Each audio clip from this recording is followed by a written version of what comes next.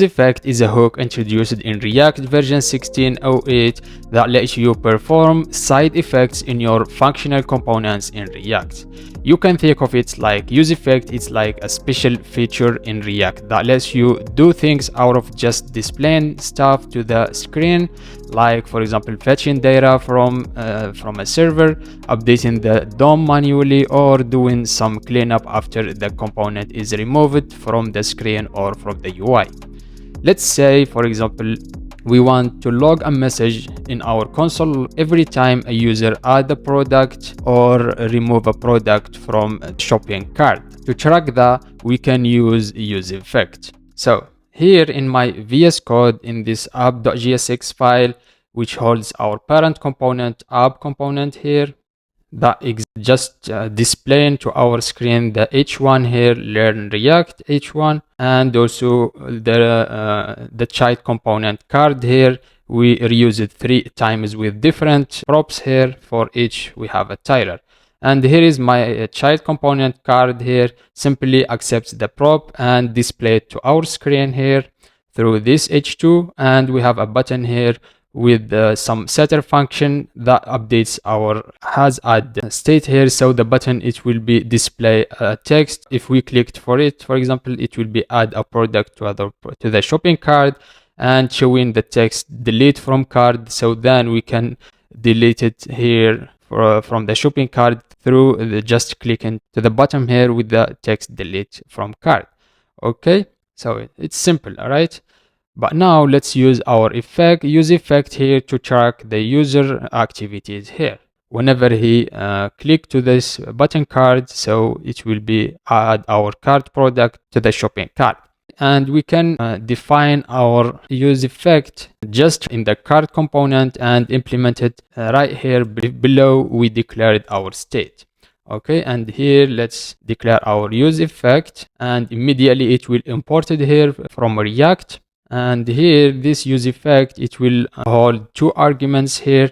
First will be the callback that we are going to define it here, just a callback function or anonymous function, and inside it or within it we can put our code that, for example, we want to execute something like console. Let's make a template string here and accessing our title, so we know which product that it's been added. Title here, which is the product we want to execute it with the text here, says, for example, this product has been added to the shopping cart, for example, or removed from it. So if we save it now and open up our console in our web page here, so what we're gonna see, we have logs here, 2 for each product. In our case, we have 3 products here, and here it will console 2 logs for each product, which means in total it's 6.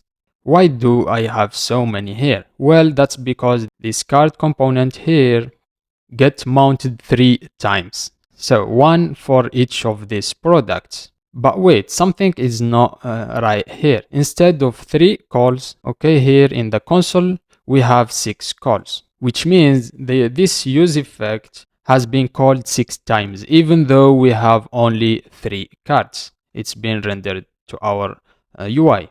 Why the duplication? Have we did something wrong? Well, it's not really. So the reason, because the effect runs twice when the component mount, and that normal because we are in the development mode. If we go, for example, to our React docs here and to learn more about it, so we will see that's normal. So meaning we are in the development mode. So strict mode here is on once it's enables in the development mode. So React runs setup and cleanup 1 extra time before the actual setup. And this is stress test. It will verify your effects logic is implemented correctly or not. So that's not a problem if we back to our VS Code. And also because when we deploy our app to the production, it will only run 3 times. But if we want to learn more how really React works in the production, we can head over to our main.jsx here, and then removing the strict mode component from here, that wrapping up our app component. and save. So this strict mode, it will make sure there is no duplication. So let's back to our console here, and we will see only 3 times here. There is no 6 times. It's been logged here. Our cards means 1 for each of these cards getting mounted to the UI.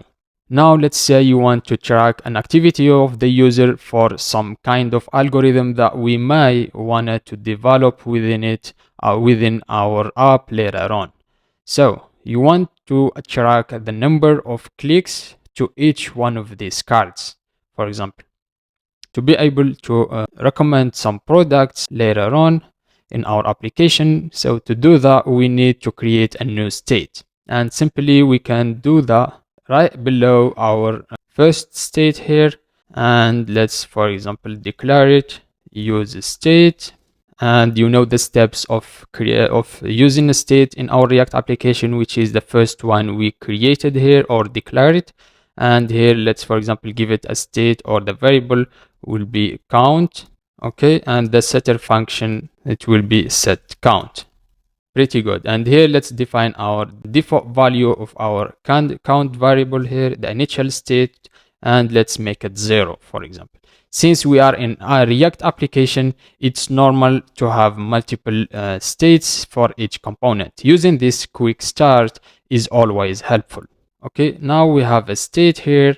Now we have the state, so let's update it. And we can do that by creating the onClick prop here event handler in our card here component, the onClick, and within it here we can provide our callback function. Inside it we can make our updater function here, set count to be increasing the count here by 1. Okay, save it, and here we go. We are updating our state here once we click it to the card count here.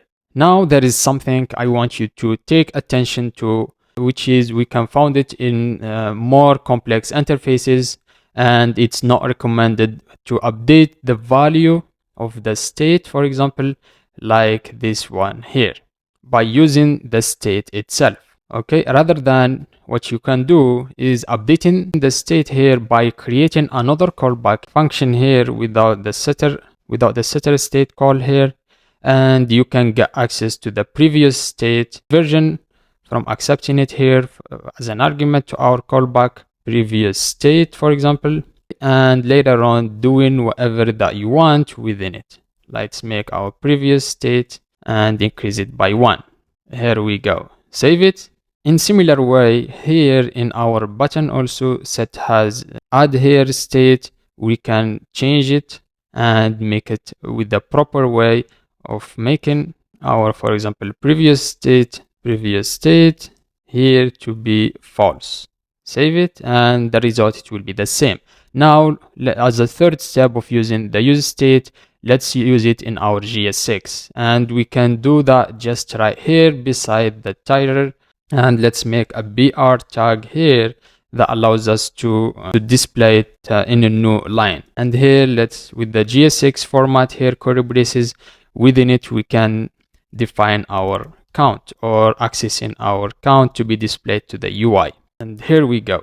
And now if we reload the page, first of all, you will see only 3 different renders to the console here, render the component for each card here. But now check this out. If I click on the card product, okay, here, card product, the count will increase here by 1. That's good. And if we keep clicking more and more times, even though we are not changing the button add to cart here state, our use effect will keep firing. Here we go. Here, that's not good. That's not the behavior that we want. So let me show you how to run the use effect only, for example, when something changed.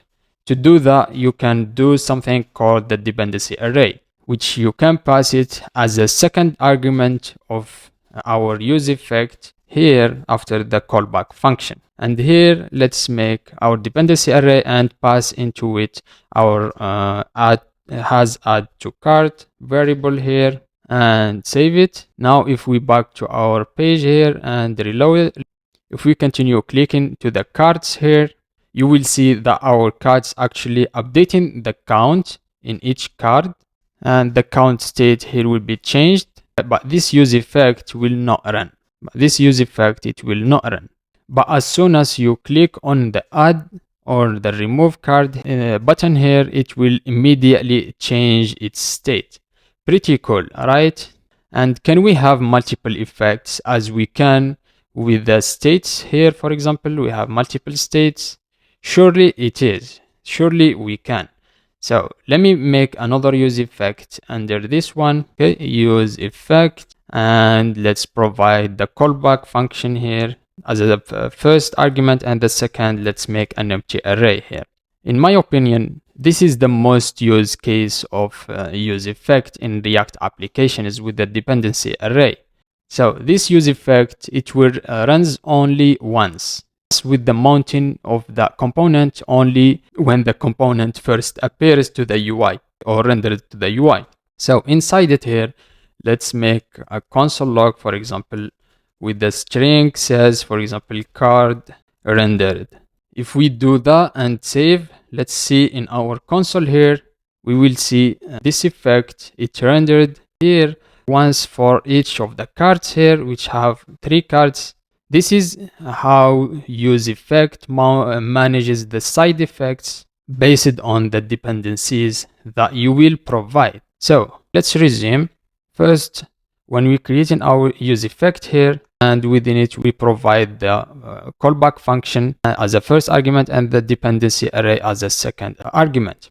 Okay, and the importance of this dependency array, once is empty, so now this use effect, it will fires or to be called once for the component is been rendered in the on mounting state. And if we, for example, make another variables here inside it, so it will execute it or call this use effect whenever there has added state here or variable it's been updated. Okay, I hope you now have a clean understanding of how to leverage use effects to manage your side effects in your React applications.